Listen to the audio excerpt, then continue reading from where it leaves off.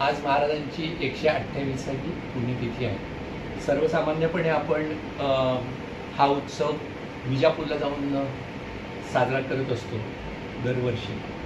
जवळपास गेली 86 वर्ष 87 वर्ष आपल्या कुटुंबातलं कुणी ना कुणी विजापूरला जात असेल। यावर्षी मात्र कोरोनाच्या संदर्भामध्ये सगळं लॉकडाऊन असल्यामुळं विजापूरमधल्या मंडळींना देखील समाधीला जाता आलेलं नाही सगळ्यांना। आज घरीच आपण हा साजरा करतो। महाराजांच्या पुण्यतिथीनिमित्त त्यांचं काहीतरी पुण्यस्मरण करावं, आणखीन आपण त्यांची सेवा करावी या उद्देशानं आपण घरचे लोक जमलेले आहोत आणि आपण काही महाराजांचं कार्य, महाराजांचं जीवन या संदर्भात काही गोष्टी आपण बघून घेऊ। सद्भक्त सुवर्णाने आता असा प्रश्न विचारला की रामचंद्र महाराजांचा जय जयकार करताना सर्वसामान्यपणे अनंतकोटी ब्रह्मांड नायक राजाधिराज राजयोग जीर्णोद्धारक रामचंद्र महाराज तिकोटीकर असा जय जयकार केला जातो। महाराज की जय असा करतात। तर त्यातले बाकीचा भाग अनेक संतांच्या बाबतीत वापरला जातो, विशेष करून स्वामी समर्थांच्या बद्दल अनंतकोटी ब्रह्मांड नायक असं म्हटलं जातं। पण राजयोग जीर्णोद्धारक किंवा राजयोग धारक असा हा शब्द मात्र रामचंद्र महाराजांच्या संदर्भामध्ये विशेषत्वानं आलेला आहे। त्याच्या मागचं कारण काय असावं हा आपण थोडासा त्यांच्या कार्याचा विशेष म्हणून बघायला हरकत नाही। राजयोग नावाचं काही आहे का असा माझा एकदा प्रश्न आला होता। तर स्वामी माधवानंद म्हणाले की राजयोग हा शब्द भगवद्गीतेत आलेला नाही। 6व्या अध्यायाला त्यांनी आत्मसंयम योग नाम म्हटलेलं आहे, राजयोग म्हटलेलं नाही।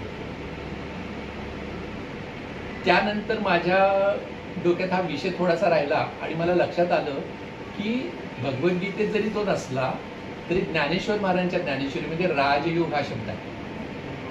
राजयोग हा शब्द 18व्या अध्यायामध्ये शेवटचे जे क्रमयोगाचे श्लोक आहेत त्या श्लोकामध्ये आलेले आहेत। त्याच्यामध्ये त्यांनी राजयोगाच्या तुरुंगावरती आरूढ होऊन वैराग्याचं चिलखत घालून आणखीन हातामध्ये ध्यानाची तलवार घेऊन असा हा योद्धा सर्व जग जिंकून सम्राट म्हणून आलेला आहे असं वर्णन आहे। आणि त्यात सर्वात शेवटी म्हटलंय की वैराग्याचं चिलखत त्यांनी हळूच थोडंसं सैल केलं, काढून ठेवलं असं म्हटलेलं नाही, असं आलेलं आहे। ते बहुतेक बुद्ध्या विशुद्धया युक्तो बुद्ध्यात्मानं नियम्यचे शब्दादीन विषयांस त्यक्त्वा रागद्वेषो विदस्य विविक्त सेवी लघवाशी यतवा कायमानसः या 2 श्लोकापैकी कुठल्या तरी श्लोकावरती आहे। राजयोग शब्द हा जरी भगवद्गीतेमध्ये नसला तरी तो आपल्या परंपरेमध्ये ज्ञानेश्वर महाराजांनी निश्चित आणलेला इथंपर्यंत रेफरन्स आहे। राजयोग म्हणजे काय, कुणाला राजयोग म्हणतात? कारण विवेकानंद महाराजांनी स्वामींनी हा जगभर राजयोग हा शब्द फार प्रसिद्ध केला। जोपर्यंत त्यांनी अमेरिकेमध्ये राजयोगावरती प्रवचने करून ते पुस्तक आलं नाही तोपर्यंत राजयोग या नावानं फारसं लोकांना माहिती नव्हतं। म्हणजे विशेष करून जी शिक्षित मंडळी होती, जी सर्वसामान्य मंडळी पुस्तक वाचून काही अध्यात्म समजावून घेणार होती, त्यांच्यापर्यंत राजयोग हा शब्द सुचत गेला नव्हता। राजयोग हा शब्द फक्त जे संन्यासी योगी आणि त्यांच्या ज्या संप्रदाय होते तेवढ्या पुरता तो मर्यादित होता। त्याला इथे राजयोग म्हणतच होते की नाही माहिती नाही। पण राजयोग म्हणजे अष्टांग। राजयोग ह्याला का म्हणायचं, याच्यामध्ये 2-3 गोष्टी अशा आहेत। राजयोग म्हणजे सर्वात मोठा प्रशस्त पथ, राजा ज्या रस्त्यावरून चालू शकतो राजमार्ग, अशा प्रकारचा जो मार्ग असतो त्याला राजमार्ग म्हणतात। आणि जो योग असा अतिशय सुंदर असा आहे ज्याच्यामधून निश्चित त्या ध्येयाला तुम्ही सुखरपणे जाऊन पोहोचू शकाल असा प्रकारचा योग आहे तो राजयोग असं म्हटलेला आहे। तर त्या राजयोगाच्या संदर्भामध्ये अष्टांग योगाला सर्वसामान्यपणे राजयोग असं म्हटलं जातं। आणि कारण राजयोगाच्या सर्व याच्यामध्ये अष्टांग योगातले जे काही आहेत म्हणजे आसन प्राणायामापासून सुरुवात जे होतं म्हणजे शमदम वगैरे सगळं जे होतं ते सगळं अप टू धारणा ध्यान समाधी इथंपर्यंत ते अष्टांग जी आहेत ती पतंजली मुनींनी सर्व प्रकारे केली, पण त्यांनी राजयोग हा शब्द तिथं वापरलेला नाही, त्यांनी अष्टांग योग असा शब्द वापरला आहे. पण अष्टांग योग हाच राजयोग आहे असं आपल्या नाथ संप्रदायामध्ये परंपरेनं आलेलं आहे. त्याचं कारण हा निश्चितपणे तिथे जाऊन पोहोचणारा मार्ग आहे. याचा थोडासा आपण जर विचार केला तर असं लक्षात येईल की आपल्याला देखील आज आपल्या सांप्रदायिक याच्यामध्ये अनेक योग दिसतात. त्यातले जास्तीत जास्त योग जे आहेत ते भक्तियोगामधले आहेत, भक्तियोगाचे संप्रदाय जास्त आहेत. काही लोक असं म्हणतात की आम्ही ज्ञानयोगाचे सांप्रदायिक आहोत, काही लोक कर्मयोगाचे सांप्रदायिक कुणीच म्हणत नाही आपण कर्मयोगी आहोत, कुणी म्हणतच नाही. खरं म्हणजे कर्मयोग सर्वात महत्वाचं आणि बेसिक आहे, पण कर्मयोगाचं स्वतःला म्हणायला घ्यायला कोणी तयारच नाही. काय असेल ते असो, भक्तियोग, ज्ञानयोग आणि आम्ही योग मार्ग असं म्हणणारे लोक आहेत. योग मार्गात देखील हठयोग आणि राजयोग असे दोन प्रकारचे मुख्य प्रकारचे हे जातात. त्याच्यामध्ये ज्ञानेश्वर महाराजांनी राजयोगाची आणि हठयोगाच्या मध्ये जी काही विभागणी केली ती अशी आहे की शरीराला ज्याच्यामध्ये सर्वात जास्त महत्व आहे त्याच्यावरती ज्याचा जास्त एम्फसिस आहे तो जो योग आहे, म्हणजे शरीराचं स्वास्थ्य चांगलं ठेवा, तुमचा अंतर्बाह्य शुद्धीकरण करा, म्हणजे आपोआपच ते तयार होईल, तुमचं मन त्याला तयार होईल, अनुकूल वेळेने तुम्हाला योग प्राप्त होईल. अशा प्रकारचा जो योग होता त्याला हठयोग असं जास्ती करून म्हटलं जातं, किंवा हठयोगाचा एम्फसिस जो आहे, जो त्याच्यावरचा भर आहे तो शरीराच्या स्तरावरती आहे, आणि जो योग मनाच्या स्तरावर आहे त्याला राजयोग म्हटलं जातं. ही याच्यामधली विभागणी निश्चितपणे करता येते.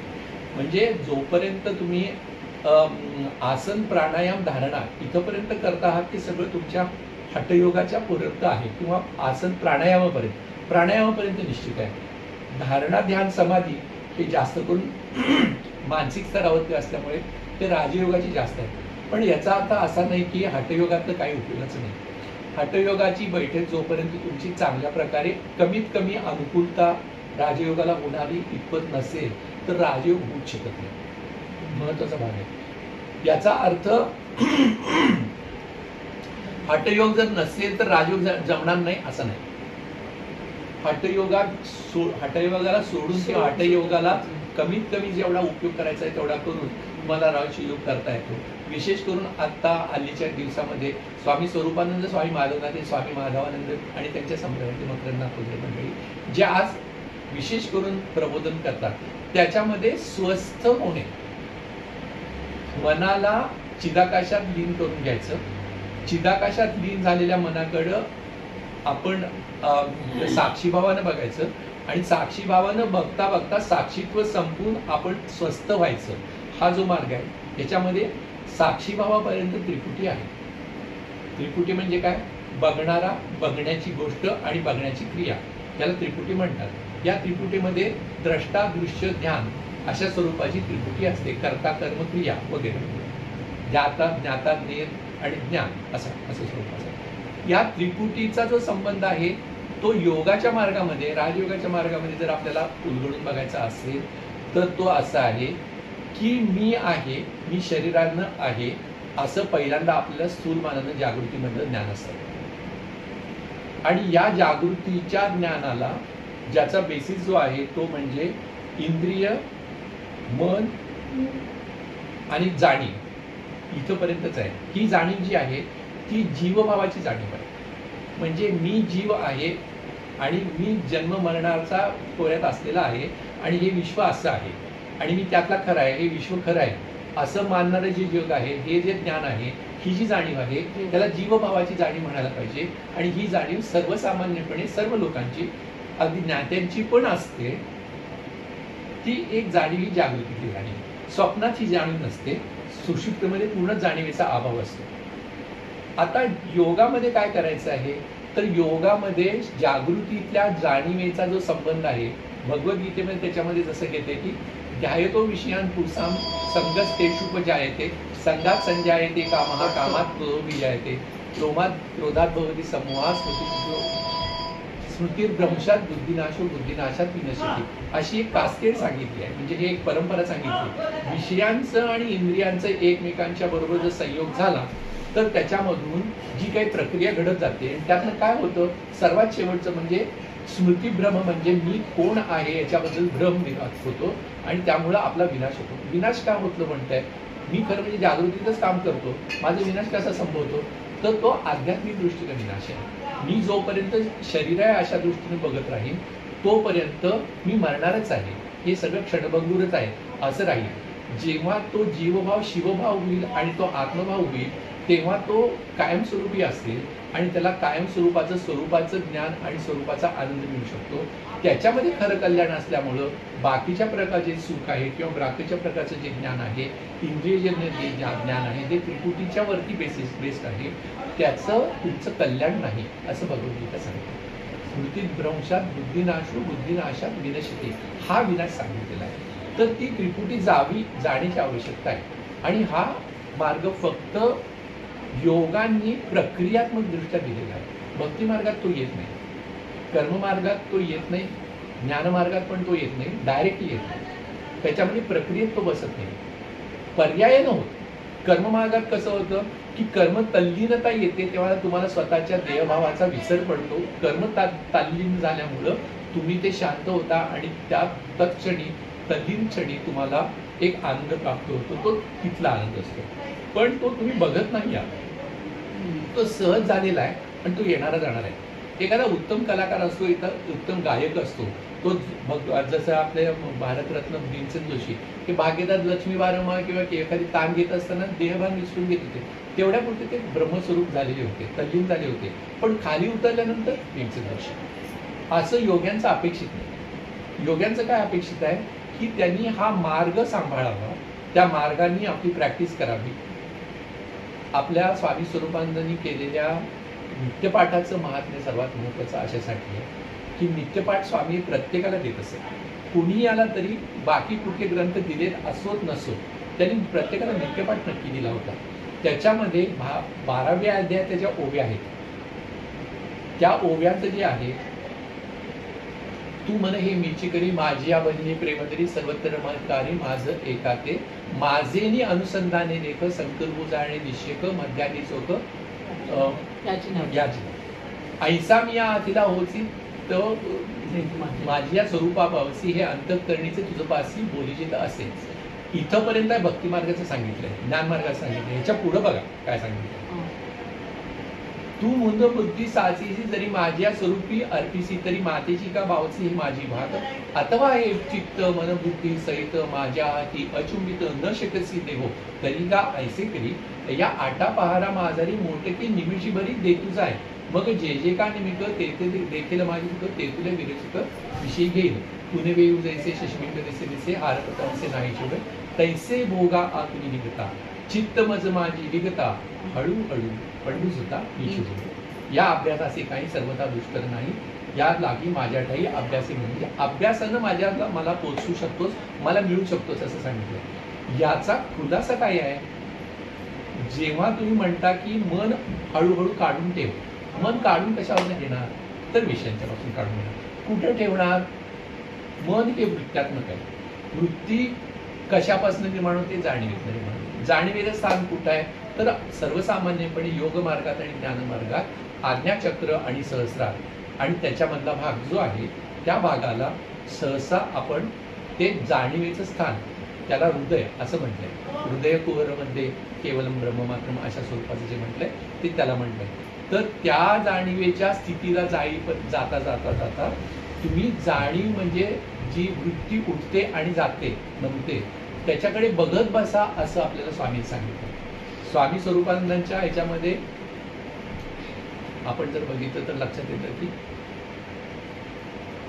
अंतरी संतत करी सोहम ध्यान न जाई गुंतून संसारात गणसुतदारा असुदे पसारा नको देऊ तारा आसक्ती ते पोवहानीला पाव सुख दुःख न सोडी विवेक साक्षीत्वाचा.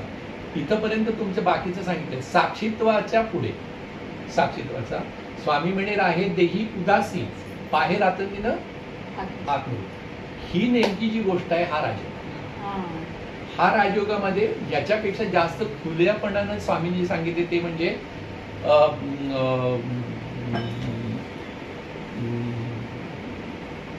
कृपावंत भला सद्गुण लाभला अंगीकार केला तेणे माझा मनपवनाची दाखवून वाट गगनासी गाठ बांधली ही शून्य निशून्याचे बीज महाशून्य दाखविले धन्य हरिरूप स्वामी म्हणे माझा नाथसंप्रदाय अवघे हरिमय योग बळे. जे काही आपण राजयोगाच्या संदर्भात आज बोलत आहोत, हा जो राजयोग आहे हा नेमका माझा संप्रदायाचा अभिमान असं घेऊन स्वामी म्हणतात माझा नाथसंप्रदाय अवघे हरिमय योग बळे. या राजयोगाच्या योगांनी हा अवघ हरिमळ आहे. हरिमय म्हणजे कसं होतं की जेव्हा तुम्ही शून्य निशून्याचे बीज महाशून्य देखिले धन्य हरिरूप हे जेव्हा बघता तेव्हा तो सिद्ध झालेला आहे. शून्य म्हणजे काय? माझं जागृतीतलं सर्व ज्ञान संपलेलं आहे. स्थूल भावाने घेऊया, त्याच्यावरती वेगळ्या पद्धतीनं म्हणजे योगी लोक खूप चांगल्या प्रकारचे ज्ञानी लोक वेगळ्या प्रकारचं प्रवचन करू शकतील, तास तास बोलू शकतात. आपल्याला एक फक्त थोडं यांनी बघायचं, सूत्ररूपानं बघायचं आहे. शून्य प्रक्रिया म्हणजे काय की शून्यामध्ये जागृतीचं भान लोकलेलं आहे आणि मला बाहेरचं लक्षात नाहीये. मी त्यातनं निघालोय बाहेर, विरक्त होऊन मी अंतर्मुख होऊन बाहेरचं ज्ञान बंद केलंय. काही प्रमाणामध्ये तुम्ही शांत खोली वगैरे वगैरे बाहेरचं जंगलात मध्ये बसला असाल तर बाहेरचं काही नाही, डोळे मिटलेलं आहे आणि माझ्यासमोर विषय नाही. म्हणजे उदाहरणार्थ कसं की मी आता कसं आहे आपल्याला एक कोरोनाबद्दल मध्ये काय करतोय आपण की कोरोनामध्ये मला कामच नाही आहे मला बाहेर जायला. म्हणजे माझ्यासारख्या व्यक्तीला म्हणतो, बाकीचं म्हणत नाही, मला काहीच काम नाही आहे. मग काय करशील? तर तू आता पूर्ण मोकळा आहेस ना, तर त्याला तुला काहीतरी करता येतं. तर काय करू शकतं? तर सगळं बाहेरचं शून्य झालेलं आहे, करू शकतो. शून्याचं पुढचं काय आहे? निशून्य. निशून्यामध्ये सामान्यपणे मनाचे जे सर्व व्यापार आहेत, म्हणजे इंद्रियांचं आणि विषयांचं काही चाललेलं नाहीये, तो तुम्ही थांबवलाय, ते शून्य झालं. त्याच्याही पलीकडे मनाचा व्यापार, कल्पना आणखी स्मृती या संदर्भात चालूच असतात, त्यांनाही तुम्ही बंद केलंय आणि सर्व प्रकारच्या वृत्ती शांत शांत शांत होऊन वृत्ती संपल्या आहेत म्हणून मनच नाही. कारण मन हे वृत्त्यात्मक असल्यामुळं वृत्ती नाही, निरुपाधिक असं राहिलेली आहे. निर्वृत्ती कशी स्थिती झाली आहे, कशाची निरुपाधिक स्थिती आहे किंवा निर्वृत्तिक स्थिती आहे? जाणीवेची असते. फक्त जाणीवेमध्येच असतं सगळं काही. म्हणजे काही जे काही व्यवहार होते ते जाणीवेमध्ये व्यवहार आहेत. त्या जाणीवेमध्ये संसाराचे व्यवहार नाही आहेत, स्मृतीमधले नाही आहेत. म्हणजे डोळे बंद केल्यानंतर, कान बंद केल्यानंतर बाहेरचा संपर्क संपला तरी आतला व्यवहार चालूच आहे ना. तो स्मृत्यात्मक आणि कल्पनात्मक असतो.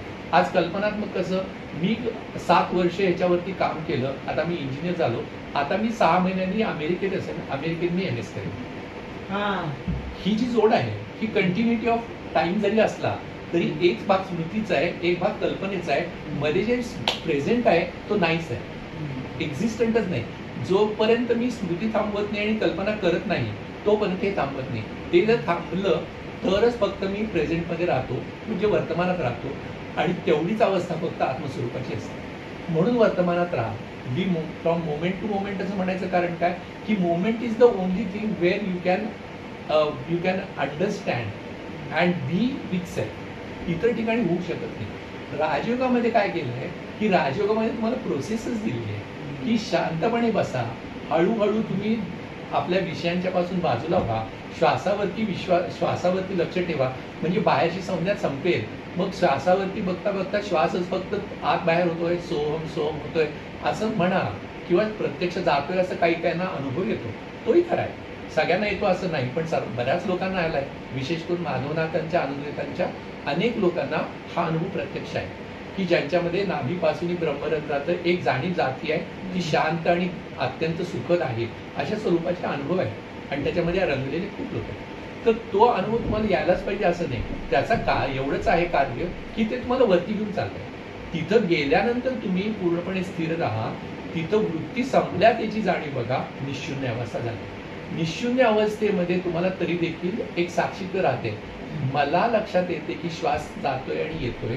मला कळते की मी आत्मस्वरूप आहे, मी आत्मस्वरूप आहे, एवढी एक वृत्ती शेवटची राहिलेली असते.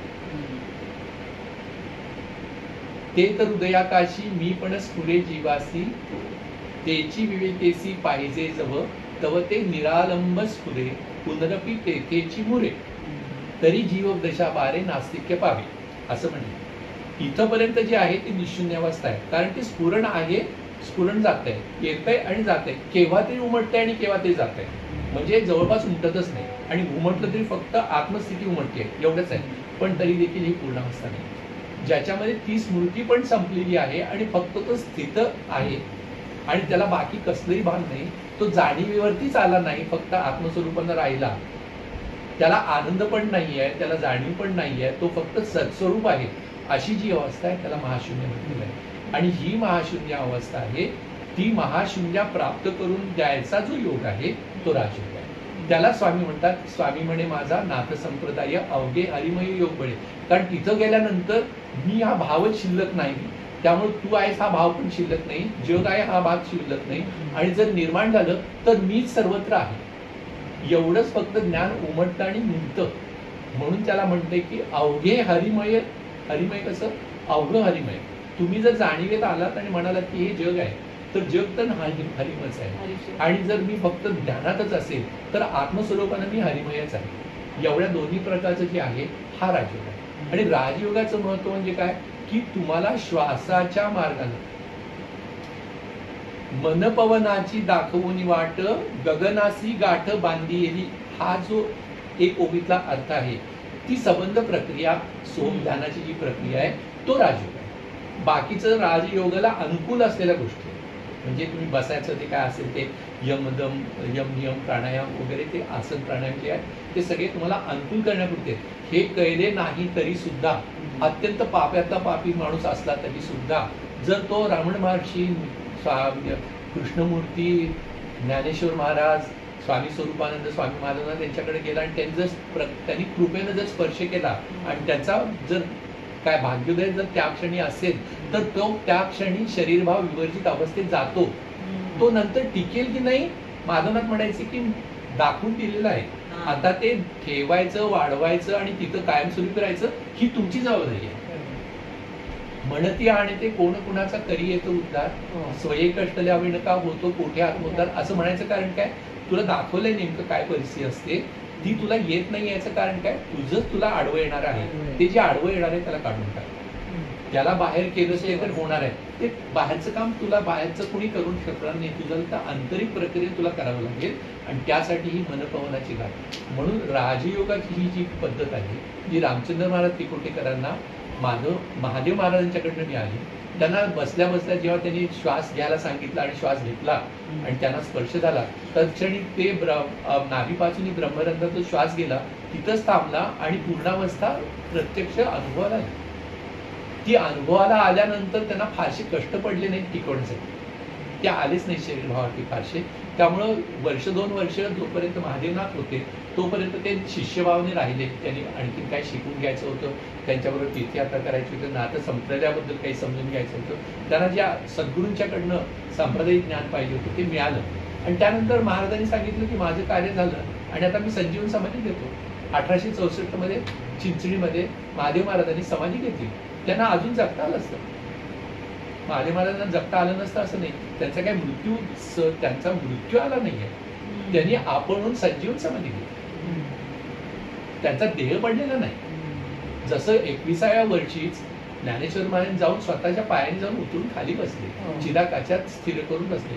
शरीराला काही होतच नाही, कारण शरीर जाणीवरती चाललेलं आहे, त्याला बाकीची गरज नाही. अशा स्वरूपाचा जो योग आहे तो राजयोग आहे. आणि हा राजयोगातलं मुख्य परत एकदा सांगायचं, रिएम्फसिस करायचं म्हणजे आपल्याला स्वामी स्वरूपानंदांनी जो महत्वाचा भाग सांगितला, सांडूनी भाव स्थूलाचा भावधरी अंतराचा अभाव करून सर्वांचा गगन पाहिजे. ही प्रक्रिया स्वामी स्वरूपानंदांच्या शब्दात नाही. याच्या यांचं मुकुंदराजांचं परमामृतात ते कोट्स आहे. परमामृतातला हा जो आहे भाग तो त्यांनी जसाच्या तसा 2 ओव्या घेतल्या आणि त्यानंतर ते काय म्हणतात, नदी उगमी स्थिरावे तरी सिंधूपण कान पावे, जीवाचे आत्मस्वरूप कान व्हावे ऐशी कीर्ती राहता, म्हणून या परतावे अभ्यंतरी अभ्यास करावा नाना परी, जोवरी कल्पना समरसोनीच आहे, मग स्थूल सूक्ष्म आगवे पाहावे ते हरिमयचे व्हावे, ऐसी दशा स्वभावे प्राप्त होय. हा राजयोग आहे. हा राजयोग वेगवेगळ्या पद्धतीनं अत्यंत सोपा आहे. राजयोग का म्हणायचं, तर सरळ सोपा मार्ग आहे, तुम्हाला बाकी काय करायला लागत नाही. इतकं वेळ काम करा, तितकं करा, अमकं करा, तमकं करा, हे काही करावं लागत नाही, म्हणून हा राजयोग आहे.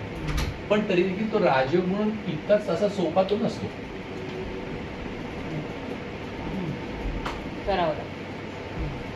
राजयोगाच्या तुलना जर करायचं असेल तर भक्ती मार्ग, कर्ममार्ग आणि ज्ञानमार्ग ह्या जर घेतल्या आपण, खरं म्हणजे ह्या मार्गामार्गाचे जे काही प्रकार आहेत ते असं मार्ग वेगवेगळे समजणं ही सर्वात मोठी चूक आहे. कोणताही मार्ग हा स्वतंत्र मार्ग नाही. भगवंतांनी 12व्या अध्यायात भक्ती मार्ग म्हणून सांगताना राजयोग सांगितलाय, ज्ञानयोग सांगितलाय आणि कर्मयोग पण सांगितलाय. त्यांना पर्यायच नाही. तुम्हाला शरीराच्या स्तरावरती कर्मयोग करायला पाहिजे, मनाच्या स्तरावरती भक्तियोग करायला पाहिजे, बुद्धीच्या स्तरावरती ज्ञानयोग करायला पाहिजे आणि सर्व सांडून त्याच्या पलीकडे जाऊन मनाचं अमन करून तुम्हाला योगाच्या साधनेमधून ज्ञानयोग जरी झाला तरी ज्ञानयोग परिपक्व होण्यासाठी स्थिती जी यायला पाहिजे ती राजयोगाशिवाय इतरत्र कुठेही येत नाही. ती फक्त शाब्दिक राहते. जे फक्त ज्ञानेश्वर महाराज, शंकराचार्य, कृष्णमूर्ती, रमण महर्षी ही जी मंडळी आहेत ती एक्सेप्शनल आहे, ते लक्षात ठेवायला पाहिजे. त्यांना तत्क्षणी झालं, पण तरी त्यांनी असं म्हटलं नाही की तुम्ही बाकीच्या गोष्टी करू नका, विवेक वैराग्य तुम्ही करू नका असं त्यांनी सांगितलं नाही. त्यांनी स्वतः पण तो मार्ग अवलंबला आणि त्या पद्धतीनंच ते गेले. त्यांना देखील 12-12 वर्ष लागलेली आहेत. तर त्या पद्धतीने जाणं म्हणजेच राजयोग. तर हा राजयोग तोपर्यंत लुप्त होता, फारसा कुणाला माहिती नव्हता आणि तो फार मोठ्या प्रमाणामध्ये, म्हणजे कमीत कमी ज्या काळामध्ये चालत जाणं, जास्तीत जास्त घोड्याच्या किंवा बैलाच्या डमणीमधनं जाणं एवढाच प्रवास होता. रेल्वे मार्ग घातले होते, पण रेल्वे मार्ग जस्ट आले होते. 1857 मध्ये पहिली रेल्वे आली. महाराजांचा जो काळ आहे तो 1865 ते 1892 एवढ्या कालखंडामध्ये, 1864 ते 1892 या कालखंडामध्ये सद्गुरुपदाचं काम केलेलं आहे. म्हणजे अजून तिकडे आलेली नव्हती. फॉर्च्युनेटली कोल्हापूरकडनं मिरजची लाईन चालू होती. त्याच्यामध्येच रुकडीला चालू असताना विश्वनाथ महाराज आणि गणेशनाथ महाराजांची झाली 1882. त्याला चालू होता मार्ग, पण तिकडे अजून गेले नव्हते.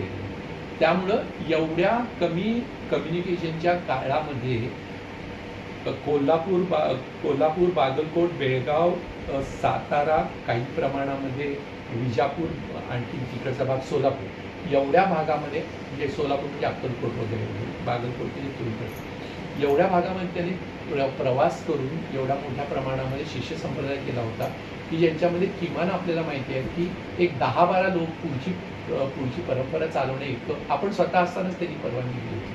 तुम्हाला लक्षात नाही आहे, तुम्हाला आपल्याला माहिती नाही, पण जेव्हा आपण चरित्र बघतो तेव्हा लक्षात येतं की 1882 साली विश्वनाथ महाराजांनी गणेशनाथ महाराजांना अनुग्रह दिलेला आहे. त्याला अजून 10 वर्ष पुढे महाराज होते रामचंद्र महाराज, हे लक्षात ठेवा. 1892लाच महाराज गेले. 1882 साली आणि 88 पर्यंतच्या दरम्यान विश्वनाथ महाराजांना नित्य भेटायला जात असत. 1914 मध्ये विश्वनाथ महाराजांचा देह गेला, त्यांनी देह ठेवला. तोपर्यंत गणेशनाथ महाराज तिथे जात असत. म्हणजे इतका काळ असताना देखील स्वतःच्या असताना अनेकांना गुरुपद देऊन त्यांनी हा मार्ग पुढे नेला. हे फार थोरपण आहे रामचंद्र महाराजांचं. मी एकटा कुठे जाणार, मी किती लोकांच्या पर्यंत पोहोचेन. प्रत्येकाने माझ्याचकडे यायला पाहिजे असं कशाला पाहिजे हट्ट. अरे तू झालायस, तुला ते कळलंय, तुझं ते झालंय, कसं करायचं माहितीये तुला ज्याला माहिती असं करून द्यायचे असेल, जो तुझ्याकडे येईल त्याला दे. पण त्यांनी बाजार मांडला नव्हता. गणेशनाथांच्या बद्दलची जी काही त्यांच्याबद्दलची स्वामी स्वरूपानंदांच्या पुस्तकामध्ये आहे, त्याच्यामध्ये तुम्ही जर काका लिमेंचं पत्र वाचलं, शेवटी पत्र आहे, तर काका लिमेंना अनुग्रह कसा मिळाला या संदर्भातलं पत्र जे आहे त्याला कुजबूज असायची. त्यांना ऑलरेडी 1922 साली स्वामींना अनुग्रह झालेला होता आणि हे जवळपास 25 सालाचं बोलत आहे, 25-26 सालाचं. त्याला ते म्हणतात की तुम्ही मला सांगितलेलंच नाही तुम्ही कुठं चाललाय. तर ते मग हळूच म्हणाले की सांगायची पद्धत नाही आहे, कुणी विचारलं तर सांगायचं असतं, कुणाचं तरी ते बघितलं तर सांगतं की असं चव्हाट्यावरती मांडायचं नाही. अहो पण मी तुमचा माणूस असून देखील तुम्ही मला सांगितलं नाही, हे बरोबर केलं नाही, हा तुमचा मित्रद्रोह आहे वगैरे वगैरे अशा स्वरूपात गणेशनाथ नाही स्वामींना काकांनी दिलेलं आहे. म्हणजे एका पद्धतीनं सात्विक संताप पण आहे, पण त्याचबरोबर एक हे पण आहे. तर त्याच्यामध्ये मग ते गणेशनाथ हे मामा केशव मामा गोखले हे जेव्हा शास्त्री शाळेत होते तेव्हा काका तिथंच होते. तर त्यांची एकदा लगबग चालू असताना त्यांना लक्षात आलं की हे चाललेले. कुठे चालले? तर म्हणाले चाललोय. ते तिकडंच का? तर म्हणाले हो. आलं तर चालेल का? तशी परवानगी नाही, पण चला. असं तिथं गेल्यानंतर माटून गेलं. हे कोण आले? गणेशनाथांचे. हे मग त्यांनी म्हटलं की यांना अनुग्रह घ्यायचा. हे आप्पाचे मित्र आहेत, त्यांना खूप आवड आहे, त्यांची इच्छा आहे. बघा बुवा, गणेशनाथ बघा बुवा, हे कुणालाही असं काही द्यायचं वगैरे काही नका करू तुम्ही. कुणाला ते सांगायचं आणि कुणाला ते आणायचं हे शक्यतो करू नये आपण, असं गणेशनाथ म्हणालेले आहेत 1925 साली. चव्हाट्यावरती मांडू नका. असं असताना रामचंद्र महाराजांनी इतक्या लोकांच्या माध्यमातून तो वाढवला होता. हे रामचंद्र महाराजांचं मोठं काम. राजयोग जीर्णोद्धारक म्हणायचं कारण काय की राजयोग जितका शक्य आहे तितका पसरला असला पाहिजे. ज्यांना त्याची गरज आहे, ज्यांना त्यांची माहिती आहे, त्याच्याबद्दलची उत्सुकता आणि करण्याची तेवढी निदान काय विवेक वैराग्य थोडं तरी आहे, त्यांना थोडे तरी त्रिविध तापे पोळलेला आहे आणि याच्यामध्ये याची इच्छा आहे, अशा व्यक्तीला आपण सांगणं आवश्यक आहे. आणि ते मोकळेपणाने सांगा. ते नसेल तर नाही का सांगू. ज्याला त्याची थट्टा करायची आहे की त्याला त्याच्यातलं काही नाही आहे त्याला सांगू नका, त्याला आणू पण नका इकडे. अशा प्रकारचा हा राजयोग आहे. तरी देखील स्वामींनी महाराजांनी यावेळेला असं केलेलं आहे.